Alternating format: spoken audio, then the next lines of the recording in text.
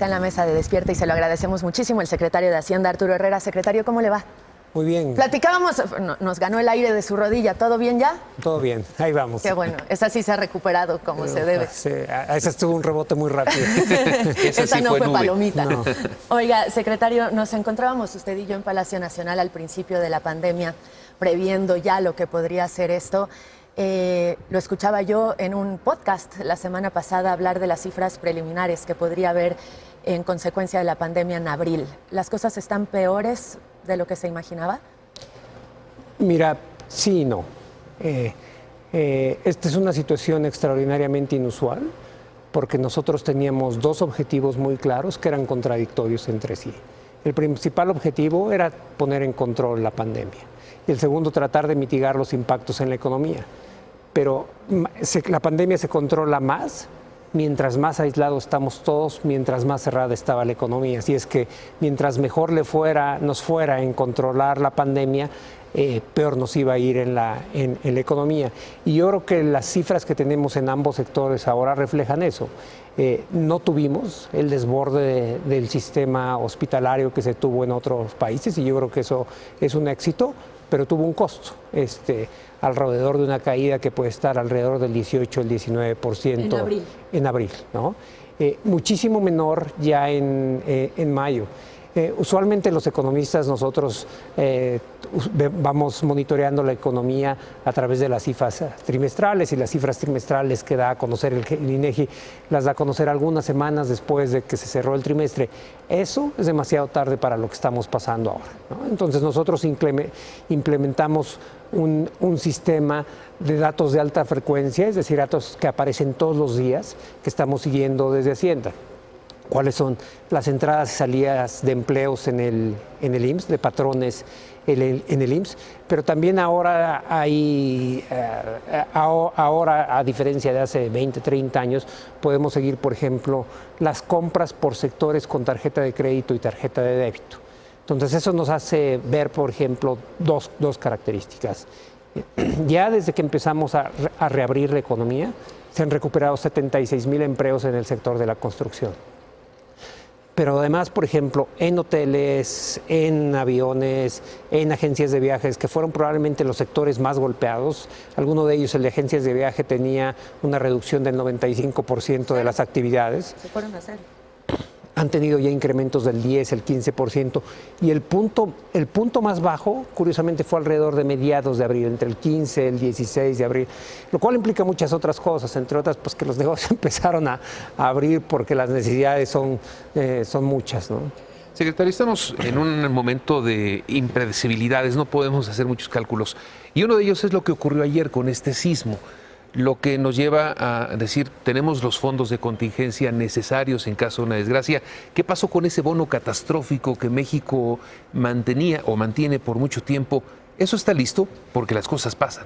Sí, eso está listo y de hecho ayer cuando, como todos, salimos a las zonas seguras después de que sonó la alarma, a nosotros nos colocan en el patio central del Palacio Nacional, un poco por áreas. Del otro lado de la fuente estaba el presidente y su equipo, y a mí me tocó estar parado justo junto al jefe de unidad encargado de la unidad de seguros, pensiones y valores, seguros, pensiones y fianzas, que es el encargado de la negociación del bono catastrófico. Y estábamos haciendo un recuento ahí mientras esperábamos. Primero vino la desaceleración cíclica, los conflictos comerciales de Estados Unidos y China, el COVID, y en ese momento nos estaba tocando el temblor. El bono funciona. No tuvimos afortunadamente ninguno de los daños que se hubiera esperado para un temblor de esta magnitud. Pero estaríamos listos en caso de... Sí, está. Okay. Se había tocado, y mucho se ha hablado de que se había tocado ya previamente a la emergencia sanitaria el Fondo de Estabilización, secretario. Ha sido sumamente criticado, que ahora queda un fondo de estabilización mucho más pequeño para una emergencia como la de la pandemia. No, justo es para ese tipo de cosas. Y tenía 150 y tantos mil millones de pesos. De hecho, tenía 3 o 4 veces más que hace 3 años. De hecho, uno de los temas que vamos a tener que pensar es cuál es el tamaño correcto que debemos de tener del fondo. No se tiene estrictamente definido, pero es como un seguro y los seguros se ocupan para las emergencias y yo creo que no hemos vivido ninguna emergencia como esta desde 1932. ¿Cuáles van a ser los motores para la economía a partir de que pueda empezar ya una nueva normalidad y puedan reactivarse muchas actividades económicas? ¿Dónde se va a recargar la economía mexicana para empezar una recuperación? Bueno, hay dos grandes motores, uno de los cuales podemos dividir en dos partes. El primero, y permíteme referirme, ese es el de la construcción. Por eso para nosotros era muy importante empezar a abrir relativamente pronto la construcción, entre otras cosas, porque es un sector donde las actividades son fundamentalmente al aire libre o no son en espacios cerrados y por lo tanto el riesgo de contagio es menor. Ahí, como decía, ya hemos recuperado 76,000 empleos. Pero hay una parte adicional de la construcción que es relevante para nosotros, que es la construcción de vivienda. Ahí estamos acelerando lo más que podemos en los créditos del Infonavit, en los créditos del ISSSTE, en los créditos del FOVISSSTE.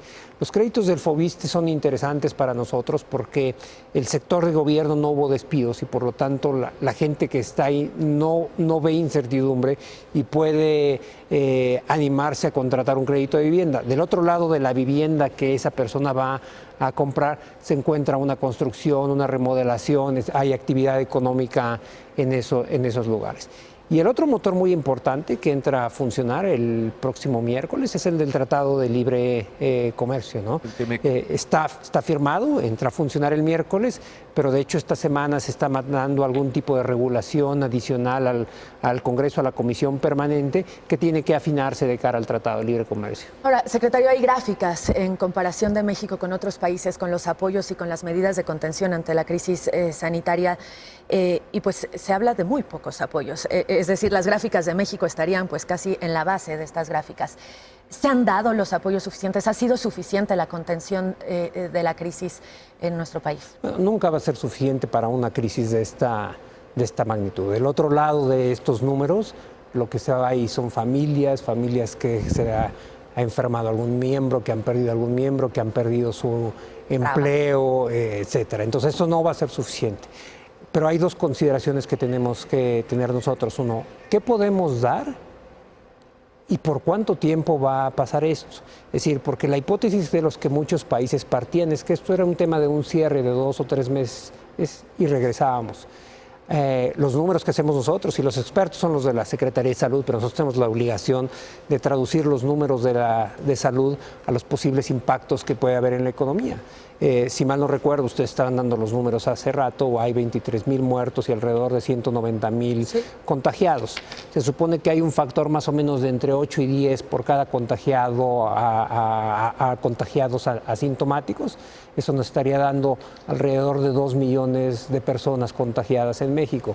Para tener una inmunidad de rebaño necesitamos más o menos entre el 65 y el 70% de la población, que son 80 millones de mexicanos. Sí, hablábamos, por ejemplo, que en España, que ya acabó la crisis como tal, hay 3% de inmunidad de rebaño, es decir... Entonces, vamos a tener que vivir con esto. No se trata nada más de haber dado apoyos, porque vamos a tener que irlo dando a lo largo del tiempo.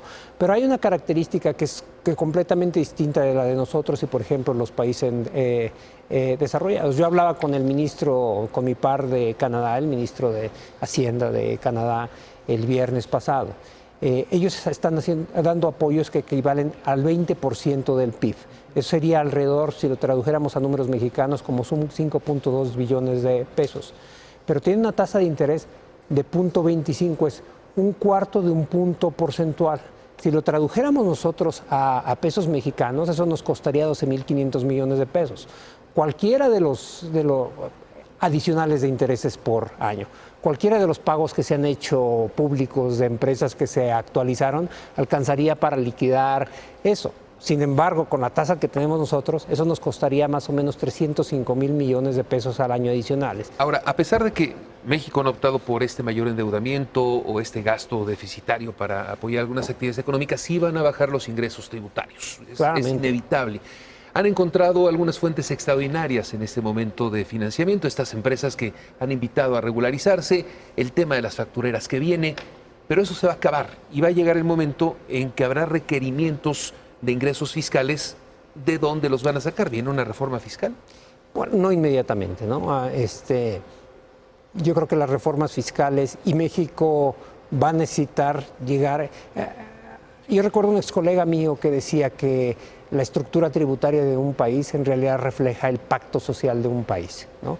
¿Qué tanto estamos dispuestos a poner todos para bienes comunes, carretera, educación, salud, etcétera? Yo creo que esa discusión el COVID curiosamente la ha reavivado, porque estamos gastando mucho más en salud para el bien común, etcétera. Pero es una discusión que va a ser, que tiene que ser tomada de manera muy seria y muy cuidadosa, porque nosotros estamos en circunstancias muy distintas de las que estaban otros países, inclusive contra Latinoamérica. Nosotros recaudamos 14% del PIB, poquitito menos, en ingresos tributarios, mientras que el promedio de América Latina, y en el promedio de América Latina estamos hablando de países que son mucho menos desarrollados, que nosotros recaudan el 17% del PIB. Si tuviéramos nada más la media latinoamericana, las circunstancias serían completamente diferentes para el país. Y una de las razones por las que nos hemos podido dar el lujo en México de tener una recaudación tan baja y aún así tener un gobierno funcionando es porque teníamos los ingresos petroleros. Pero los ingresos petroleros lo mismo han estado en 33 que está hoy, que llegaron a estar en 1 o 2 y un día hubo una anomalía donde fueron por abajo de 0. Entonces claramente no es un ingreso que es muy importante, pero no es un ingreso confiable, es muy volátil, ¿no? Entonces sí la vamos a tener que dejar, pero vamos a tener que esta conversación, pero yo creo que tenemos que estar concentrados ahorita en lo del COVID, ver cómo arreglamos este año y después con mucha disciplina y con mucha calma hacer una reflexión como nación. No será un tema del gobierno nada más, de cuánto estamos dispuestos a poner todos para ir financiando. ¿Y el IVA, por ejemplo? Pues yo creo que hay muchas cosas que van a tener que estar ahí en la discusión, incluyendo cuáles son las fuentes de los ingresos de los estados. A veces pensamos nada más en los gobiernos federales. Más allá de los temas técnicos, secretario, la gente se pregunta, bueno, ¿cuándo nos vamos a recuperar de esto? Sobre todo porque la emergencia nos toma en un momento en el que la economía tampoco presentaba buenos números el año pasado.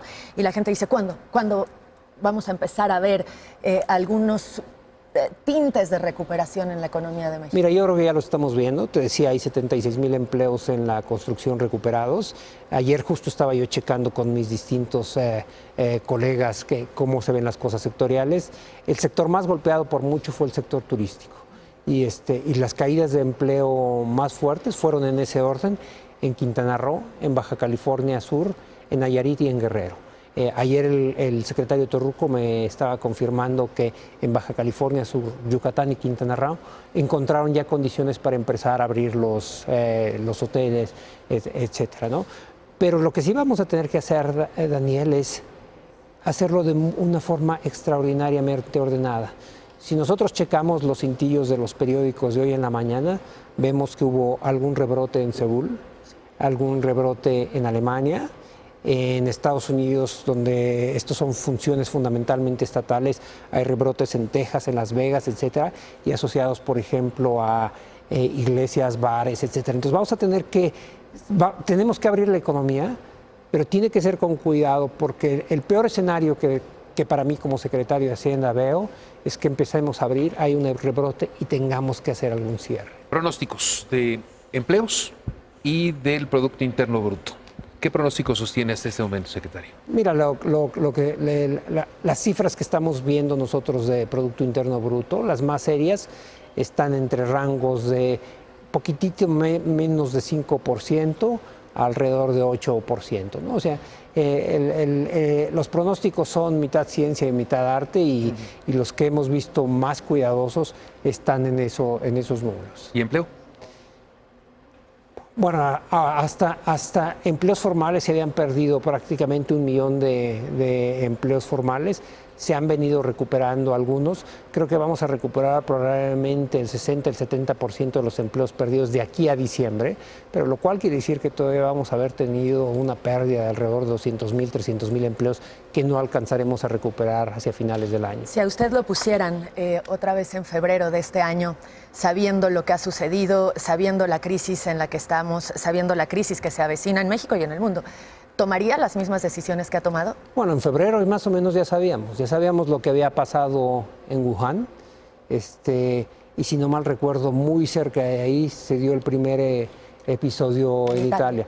Yo creo que, y eso fue algo que yo cuando tuve oportunidad de comentarlo con mis colegas, por ejemplo en los foros del G20, yo creo que hay algo que nosotros, y yo en particular sí tenía muchísimo más claro que ellos, y provenía de la experiencia del 2009 del N1H1, cuando un cierre, que fue únicamente de 2 semanas, un cierre parcial de la economía para combatir esa epidemia, tuvo un impacto terrible en la economía.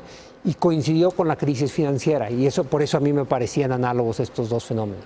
¿Cómo anda su relación con los estados, con estas entidades que muchas al parecer quieren contratar deuda, necesitan el aval de la Secretaría de Hacienda? Parece que no hay ahí una relación de toda armónica. No necesitan el aval de la Secretaría de Hacienda. Directamente la pueden contratar. Los estados México es un país federal y los estados en ese sentido son soberanos, tienen su propia ley de deuda. Lo único que necesitan es registrar la deuda, y por supuesto nosotros no tenemos ningún problema para registrar la deuda, y hay una sola condición, que es que sus congresos tienen que haber autorizado esos niveles de endeudamiento. Los niveles de endeudamiento de los estados son aprobados generalmente dentro de la ley de ingresos de los estados, lo cual esto fue aprobado en diciembre o en noviembre. No estamos hablando de endeudamientos adicionales, pero claramente entre las circunstancias seguramente se están acelerando sus procesos porque los ingresos son menores para todo el mundo. Pero yo diría que yo he tenido una relación muy constructiva con los distintos actores con los que tengo interlocución en los estados, y de hecho una de las cosas que había pasado con el COVID es que hasta antes de eso yo estaba teniendo un proceso muy disciplinado de ir visitando 1 o 2 estados cada 2 semanas. A mí me parece que las decisiones que tomamos desde Palacio Nacional tienen que estar ancladas en la realidad de lo que pasa en nuestro país, y nuestro país es muy heterogéneo. El norte no se parece al sur, la Ciudad de México es completamente distinto. Se ha hablado mucho de esta propuesta de un salario vital, una propuesta que se ha puesto en marcha en países como España, incluso se presentó ante Naciones Unidas la semana pasada por el gobierno español. ¿Existirían en México los recursos suficientes para este salario vital de emergencia? No, tenemos 13% de recursos. El país donde se llegó a plantear primero antes de la pandemia fue, si mal no recuerdo, Finlandia. Hubo una discusión en los países nórdicos. Los países nórdicos recaudan 45% del PIB y aún así allí no funcionó.